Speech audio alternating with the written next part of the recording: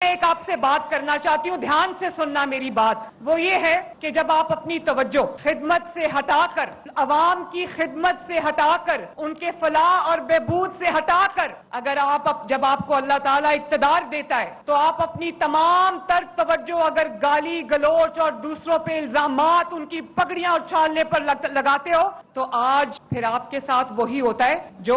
جس کو مکافات عمل کہتے ہیں۔ کل پرسوں میں دیکھ رہی تھی سوشل میڈیا پہ کہ کوئی بہت پلان کر کے ایک جلسہ کیا گیا خیبر پختونخوا میں، تو میرے فیصلہ آباد کے لوگوں، سوچنے کا مقام ہے، عبرت کا مقام ہے کہ جو دوسروں پر سیاہی پھینکنے کی ترغیب دیتے تھے، جو دوسروں پر جوتا پھینکنے کی ترغیب دیتے تھے اور خوش ہوتے تھے، آج ایک دوسرے کو جوتے مار رہے ہیں، ایک دوسرے کو۔ کبھی پاکستان کی تاریخ میں ایسا نہیں ہوا کہ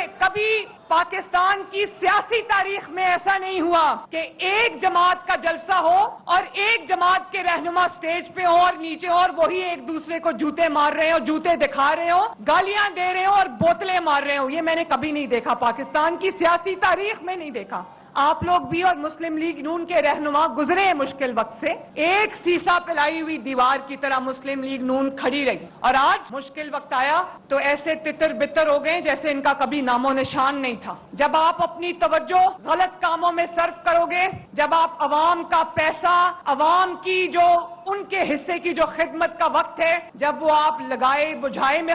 خرچ کرو گے، گالی گلوچ سکھانے میں خرچ کرو گے، بدتمیزی بد تہذیبی پہ خرچ کرو گے، تو آج وہی ہوگا جو آپ کے ساتھ ہو رہا ہے۔ اور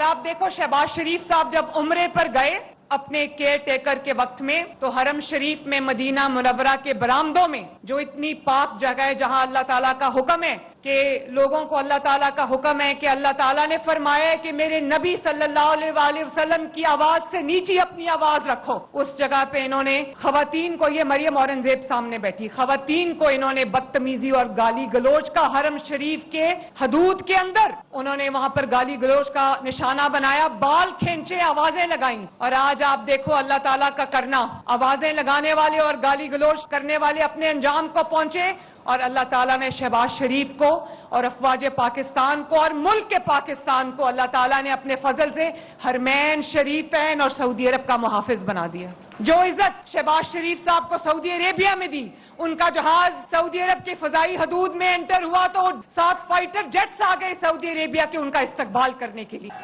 شہباز شریف صاحب جہاں جاتے ہیں اللہ تعالیٰ کے فضل سے ان کو وہ عزت اور اکرام ملتا ہے کہ دنیا دیکھتی رہ جاتی ہے۔ یہ وہی پاکستان تھا جس کے بارے میں لوگ کہنا شروع ہو گئے تھے کہ پاکستان ایک فیلڈ سٹیٹ ہے۔ اب کہاں گئی وہ فیلڈ سٹیٹ؟